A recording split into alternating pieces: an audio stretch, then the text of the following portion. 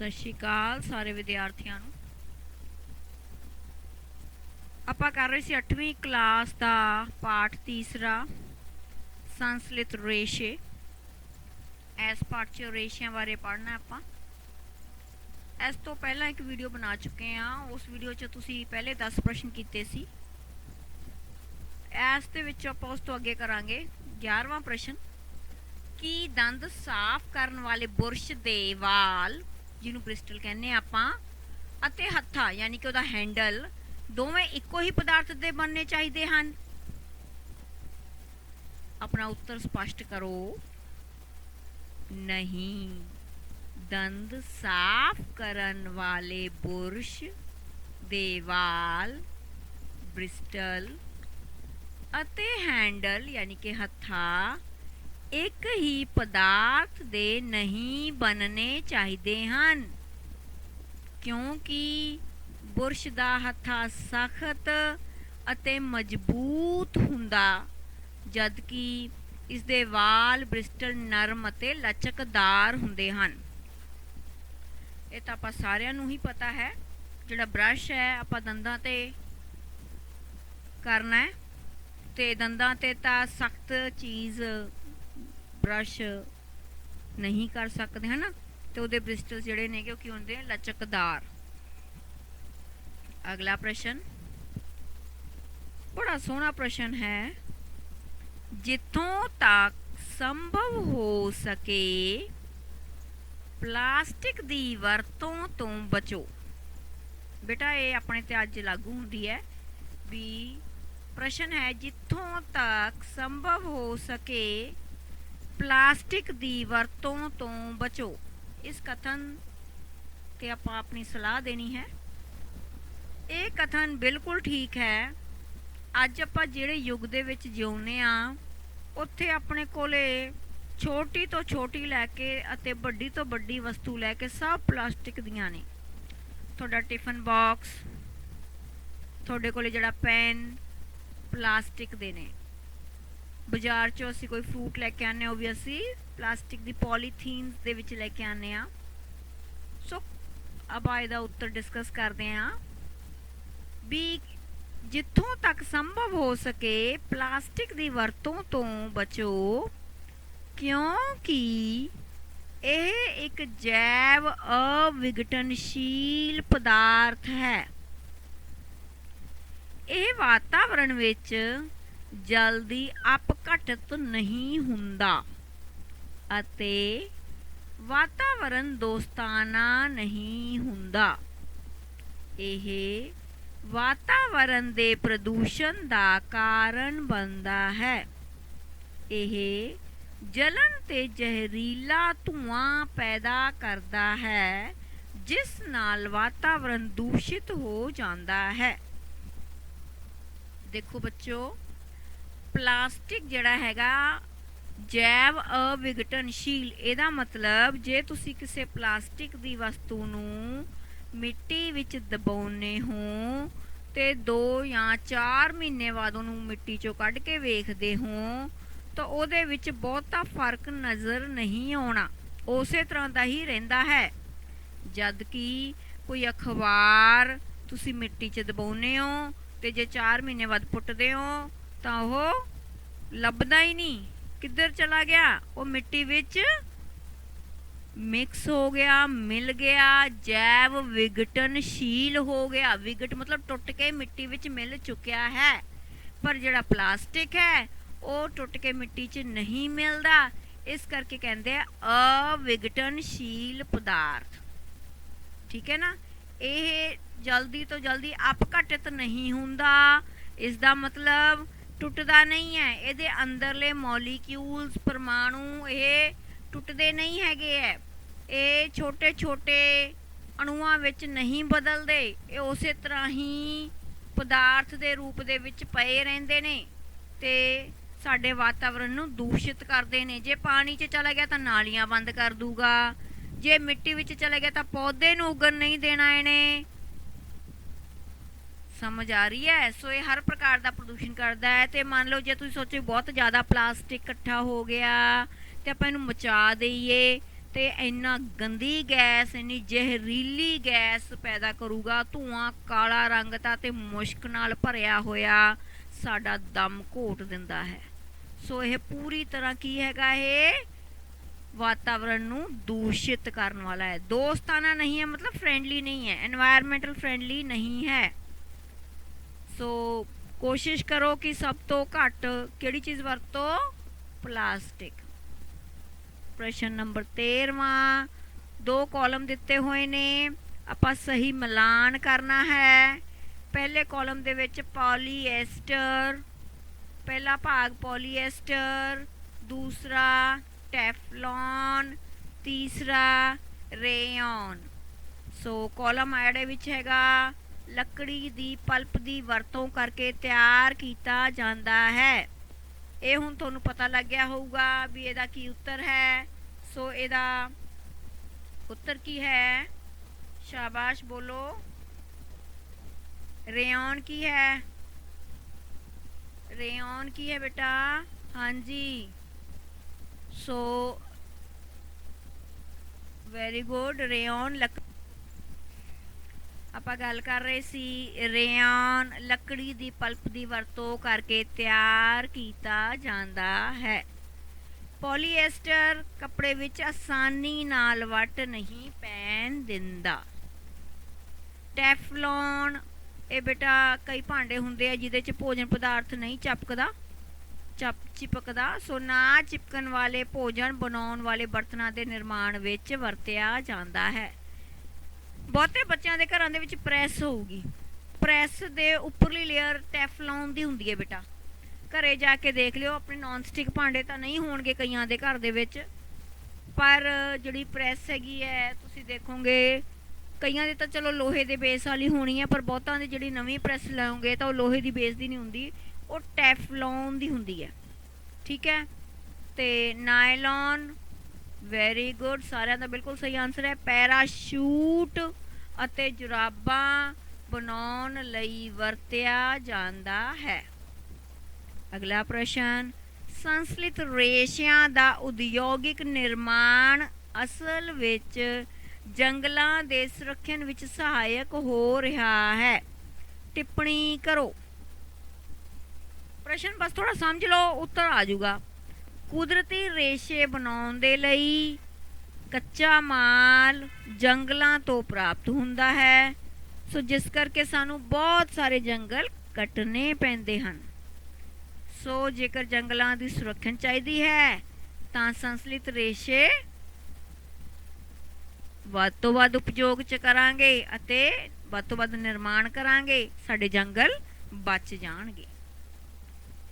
ਇਹ ਅਗਲਾ ਪ੍ਰਸ਼ਨ, ਪ੍ਰਦਰਸ਼ਿਤ ਕਰਨ ਲਈ ਇੱਕ ਕਿਰਿਆ ਦਾ ਵਰਣਨ ਕਰੋ ਕਿ ਥਰਮੋਪਲਾਸਟਿਕ ਬਿਜਲੀ ਦਾ ਕੁਚਾਲਕ ਹੈ।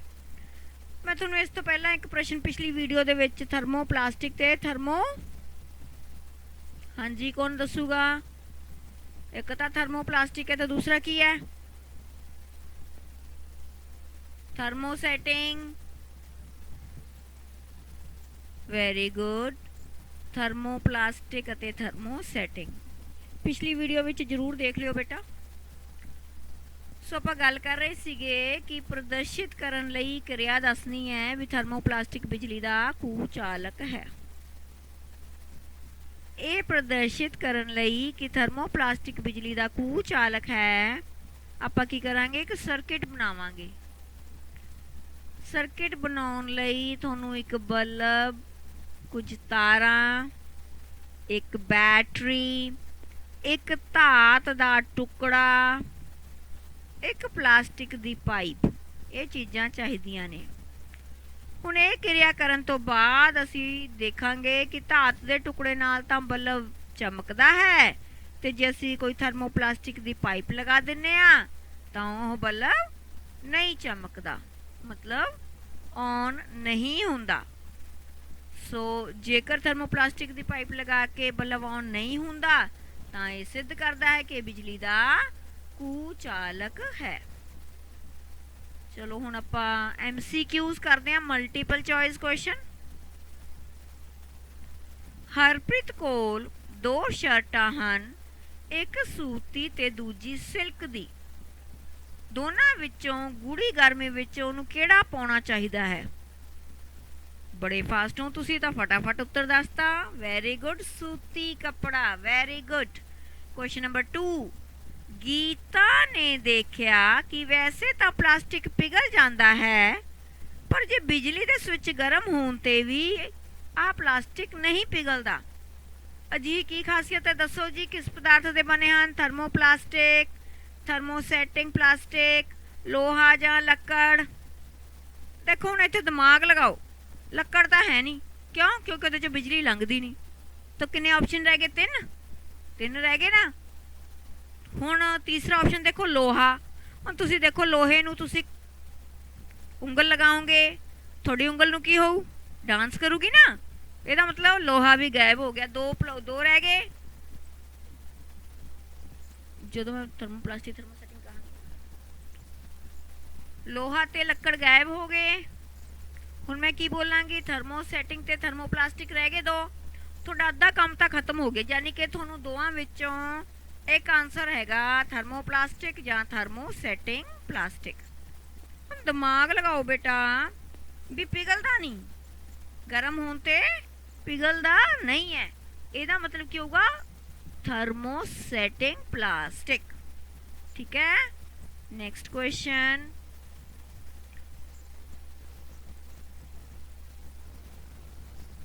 ਮੋਹਨ ਨੂੰ ਸਕੂਲ ਵਿੱਚ ਕੁਦਰਤੀ ਅਤੇ ਸੰਸਲਿਤ ਰੇਸ਼ੇ ਬਾਰੇ ਪੜ੍ਹਾਇਆ ਜਾ ਰਿਹਾ ਸੀ।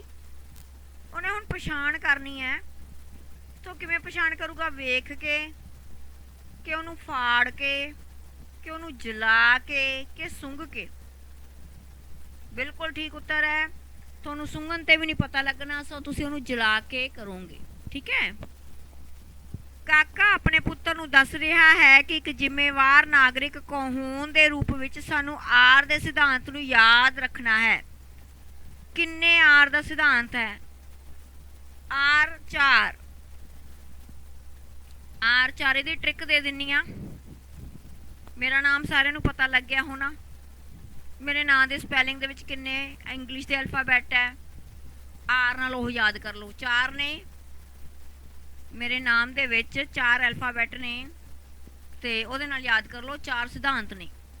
ਅਗਲਾ ਪ੍ਰਸ਼ਨ, ਵੀਰਪਾਲ ਨੂੰ ਸਕੂਲ ਵਿੱਚ ਕੁਦਰਤੀ ਅਤੇ ਸੰਸਲਿਤ ਰੇਸ਼ੇ ਬਾਰੇ ਪੜ੍ਹਾਇਆ ਸੀ। ਫਿਰ ਅਧਿਆਪਕ ਨੇ ਉਸਨੂੰ ਇੱਕ ਕੱਪੜੇ ਦਾ ਟੁਕੜਾ ਦੇ ਕੇ ਜਲਾਉਣ ਲਈ ਕਿਹਾ, ਜੋ ਕਿ ਹੌਲੀ ਹੌਲੀ ਜਲ ਕੇ ਸੁੰਗੜ ਗਿਆ। ਕੱਪੜੇ ਦਾ ਟੁਕੜਾ ਦਿੱਤਾ ਸੀ, ਉਹਨੂੰ ਜਲਾਉਣ ਲਈ ਕਿਹਾ ਗਿਆ, ਹੁਣ ਉਹ ਸੁੰਗੜ ਗਿਆ। ਹੁਣ ਤੁਸੀਂ ਪਛਾਣਨਾ ਹੈ ਵੀ ਰੇਸ਼ਾ ਇਹ ਕਿਸ ਰੇਸ਼ੇ ਦਾ ਟੁਕੜਾ ਹੈ? ਬਿਲਕੁਲ ਠੀਕ ਉੱਤਰ ਹੈ ਨਾਇਲੌਨ ਦਾ। ਅਗਲਾ ਪ੍ਰਸ਼ਨ, ਸ਼ਰਨ ਦੇ ਮਾਤਾ ਜੀ ਨੇ ਅਚਾਰ ਬਣਾਇਆ। ਖਾਣੇ ਹੋ ਨਾ ਚਟਕਾਰੇ ਲੈ ਲਿਆ ਅਚਾਰ। ਪਲਾਸਟਿਕ ਦੇ ਡੱਬੇ ਵਿੱਚ ਰੱਖਿਆ ਕਿਉਂਕਿ ਪਲਾਸਟਿਕ ਕੀ ਹੈ? ਲੋਹੇ ਦੇ ਡੱਬੇ 'ਚ ਕਿਉਂ ਨਹੀਂ ਰੱਖਿਆ?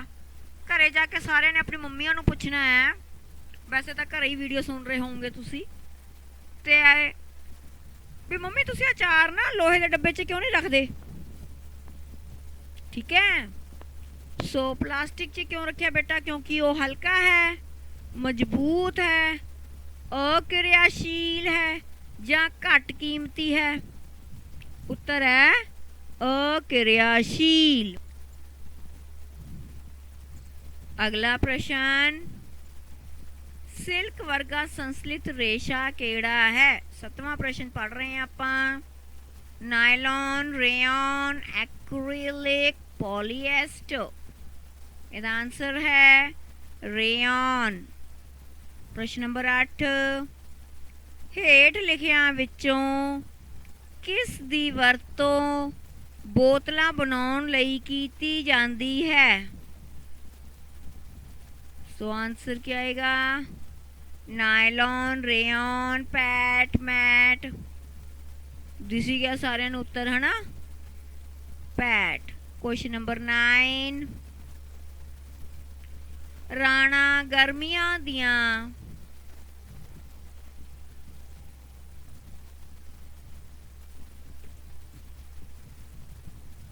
चलो आ क्वेश्चन बदलता आपां इत्थे।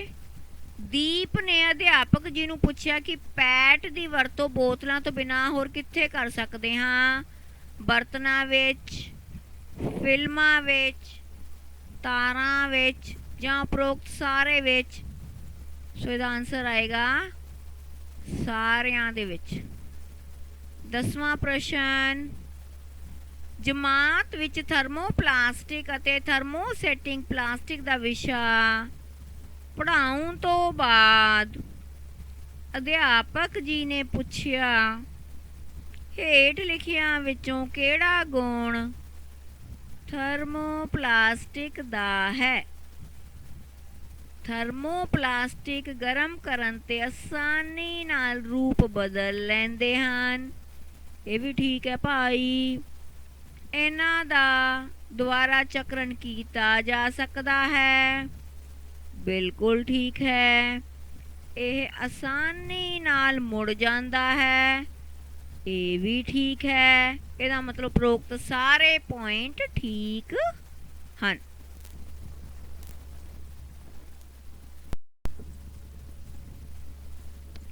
अगला प्रश्न देखो बेटा, ये बड़े इंपॉर्टेंट क्वेश्चंस ने। सारे बच्चों ने बड़ी डिटेल दे विच इन्हां नूं कापी ते लिख के करना है।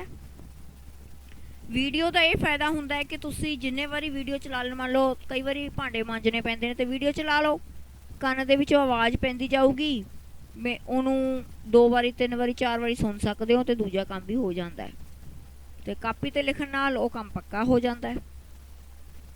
चलो 11वां प्रश्न, संसलित रेशे जिस कच्चे माल तो संसलित कीते जाते हैं वो की अखवाउंदे हन? पेट्रो रसायन। की अखवाउंदे हन? पेट्रो रसायन। क्वेश्चन नंबर 12, प्राकृतिक स्रोतां तो प्राप्त ऊन काफ़ी महंगी हुंदी है। गीता ने अपने माता जी नूं दस्सिया कि ऊन वर्गा एक संसलित रेशा है जो थोड़ा जा सस्ता है। वो की हैगा? एक्रिलिक। That is acrylic. की है फिर एक्रिलिक? हाँ जी, ऊन वर्गा संसलित रेशा। Very good. 13वां प्रश्न, मीना ने अपने भरा नूं दस्सिया कि बहुत सारे पदार्थां द्वारा चक्रित किया जा सकता है। बहुत सारे पदार्थों नूं दोबारा चक्रित किया जा सकता है ते बहुतिਆਂ नहीं कर सकते। उसनूं दसो हेठ लिखियां विचों किस नूं दोबारा चक्रित नहीं किया जा सकता। ਇਹਦੇ ਚ ਉੱਤਰ ਬੜੇ ਸਾਫ਼ ਹੀ ਦਿਖ ਰਹੇ ਨੇ ਆਪਾਂ ਨੂੰ। ਪਲਾਸਟਿਕ ਦੇ ਖਿਡੌਣੇ ਮੁੜ ਮੜ ਜਾਂਦੇ ਆ, ਇਹਨੂੰ ਕਰ ਲਾਂਗੇ ਆਪਾਂ। ਕੁੱਕਰ ਦੇ ਹੱਥੇ ਨੂੰ, ਬਿਲਕੁਲ ਠੀਕ, ਕੁੱਕਰ ਦੇ ਹੱਥੇ ਨੂੰ ਤੁਸੀਂ ਦੁਬਾਰਾ ਮੁੜ ਚੱਕਰਿਤ ਨਹੀਂ ਕਰ ਸਕਦੇ। 14ਵਾਂ ਪ੍ਰਸ਼ਨ, ਅਧਿਆਪਕ ਜੀ ਨੇ ਬੱਚਿਆਂ ਨੂੰ ਦੱਸਿਆ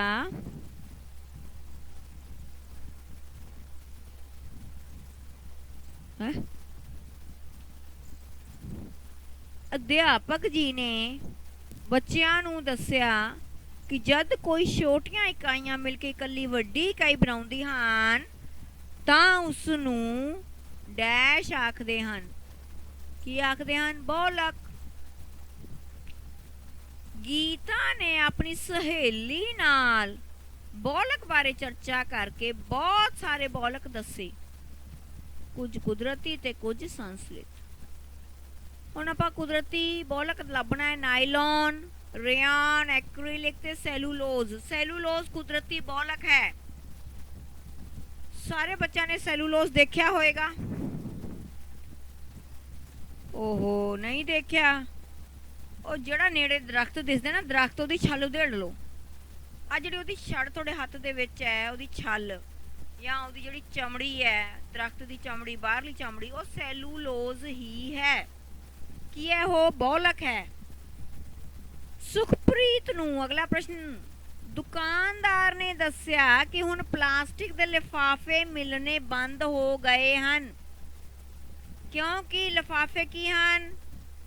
अजैव विघटनशील हन। लिफाफे की हन? अजैव विघटनशील। 17वां, राधा दी माता जी ने कपड़े सुकने पाए ਕੁਝ ਕੱਪੜੇ ਜਲਦੀ ਸੁੱਕ ਗਏ, ਕੁਝ ਨਹੀਂ ਸੁੱਕੇ।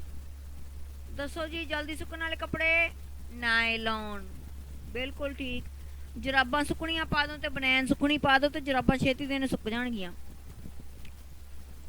18ਵਾਂ, ਅਧਿਆਪਕ ਜੀ ਨੇ ਬੱਚਿਆਂ ਨੂੰ ਦੱਸਿਆ ਕਿ ਨਾਇਲੌਨ ਪੈਰਾਸ਼ੂਟ ਅਤੇ ਪਹਾੜਾਂ ਉੱਤੇ ਚੜ੍ਹਨ ਵਾਲੇ ਰੱਸੇ ਬਣਾਉਣ ਲਈ ਵਰਤਿਆ ਜਾਂਦਾ ਹੈ, ਯਾਨੀ ਇਹ ਜ਼ਿਆਦਾ ਮਜ਼ਬੂਤ ਹੈ।